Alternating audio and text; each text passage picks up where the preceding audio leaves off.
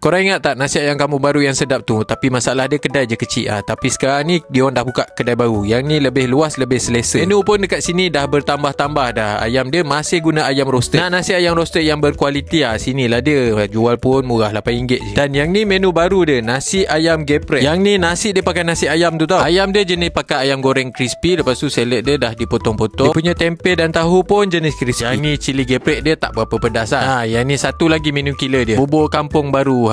Tengok color dia pun cantik kan. Bubur ni saya boleh cakap antara yang sedap dekat Alur Gajah ni. Korang tengok bahan-bahan yang dia letak pun tak kedekut. Siap ada cili powder lagi. Kalau yang biasa RM6, kalau yang ada ayam RM10. Lepas tu dia ada air yang unik, yang susah nak dapat. Kalau dulu teh masala je, tapi sekarang dah ada menu baru, teh sarbat. Yang ni untuk yang sukakan teh herba, memang sesuai ambil yang ni. Kalau teh masala ni dia lebih kepada serbuk herba lah. Kalau yang sarbat ni macam teh halia macam tu. Tapi dua-dua tetap jadi favourite saya. Dekat sini bubur ayam goreng, nasi ayam geprek dan ada dessert ni. Semua ni korang boleh dapat daripada pukul 2 petang sampai pukul 11 malam. Yang ni dekat Pengkalan Indah tau. Sini parking pun banyak.